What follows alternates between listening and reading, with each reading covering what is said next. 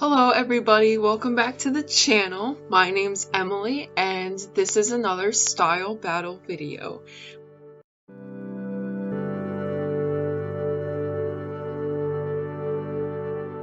I hope you all had a fantastic week and I'm super excited to end it by drawing a character for this challenge. It's been about 2 weeks, I believe, that I've drawn the base character for this kind of battle style video challenge with Ella. So I was super excited to get into this one. I had this really cool inspiration, kind of like a steampunk-esque fish character, I guess, if that's what you want to refer to it as. I really enjoy doing different odd looking things, like maybe her hair is a little bit textured like seaweed. She has a complexion that's close to a seafoam color. And I just really enjoyed adding like all of the details that steampunk usually has. I gave her combat boots. I added a lot of brassy colors, especially to her top vest part. I thought that would look really cool, especially with the bow that I gave around her neck. It has like really cool highlights. It makes it look more metallic than like a fabric kind of style. Thought it was really fun to do. But I do admit that when I first started drawing it, I was kind of iffy on what I was doing, and I think you can kind of tell when I start sketching it out that I was faltering a little bit and I needed to go back and make some adjustments because I wasn't entirely sure as to what the character was going to look like when I finished. So I just had to play around with it a little bit, which I think is completely fine, and I'm glad that I did it that way rather than just leave it how it was and end up not being happy with it at all. I feel like what I ended with was an interesting character. I think there's a lot to play with, and I'm glad that it ended up that way. I feel like giving more to work with allows the next person to kind of interpret it how they want, and they can do as much or as little as they want to, because when you switch it over to a different style, of course, some things are going to change. And it's just nice to have that freedom on the other end to make your own artistic choices, because where this is a challenge, it still should be fun and a way to get out there and kind of be artistic and exercise your talent while completing the challenge goal. So I don't have a name for this character. I usually don't name my characters. I only have like one set of illustrations that I actually named. Maybe I'll like have them on here one day as one of the challenge characters or whatever.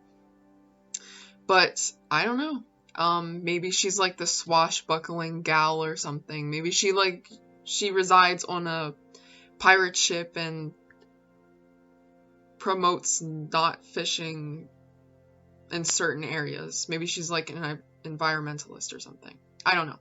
Well, I hope you guys enjoyed. See you later. Hey, I hope everyone's doing well. It's Ella here, and welcome back again for another one of our style battles. I'm sure you saw from Emily already what the character looks like, and can I just say, I thought this character was absolutely adorable. I got definitely strong, like, water sprite or water pixie vibes from the character, and I really hope that Emily doesn't mind, but I ended up deciding to give her pointy ears because I felt like she just really, really needed them.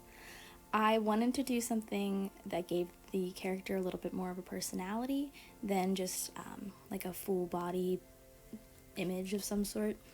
My original thought was to have her peeking out from behind some like reeds in the water, almost like she's coming up out of a river, but I felt like that would show even less of the character, so I decided to go with this where she's peeking around from behind a tree, and I think it turned out pretty good.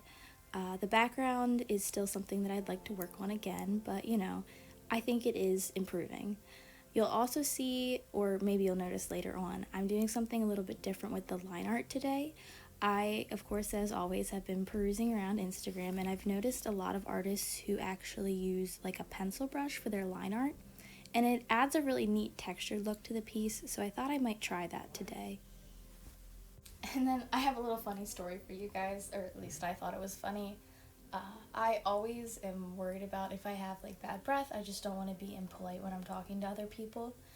So Today, for lunch, I had something with some garlic in it, and I sat down to record, and I could not shake the feeling that I had terrible breath, and even though I wasn't talking to a real person, it was bothering me so much I had to go get up and brush my teeth.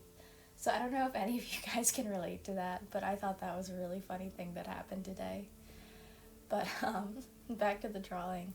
You can see now I'm working on the collar. The hand was very difficult for me. I went back and adjusted it like 3 or 4 times, and I think it looks pretty good in the end, but hands are always kind of a problem area for me. I really enjoyed doing the hair. It was a lot of detail, and it took me a couple tries because of course her head is tilted at an angle. So I wanted to make sure that I got that right. So you'll see I kind of gave myself like a little line, like this is kind of where it would be falling to. Originally, when I saw Emily's piece, I thought that the hair kind of looked like seaweed almost, which I think is kind of also what gave me the idea of like a water sprite kind of character. So I wanted to try to keep that seaweed underwater plant-esque vibe. So I went in and I did a lot of like squiggly seaweed kind of looking hair. I hope it turned out okay. I think it looks pretty nice. I also, you'll see later on when I went to color the character, try to do a lot of highlights, again to give that feeling that the character just maybe popped out of the water. I think it's a bun in the back of the hair, that's what I'm assuming it is. I thought that was fun to draw as well, and I think that turned out cute. So you can see here I'm going in and I'm doing that different technique with the line art where instead of using a pen like I normally would, I decided to use a pencil to give it a little bit more of, I guess, like a textured, natural look. Just something different to try.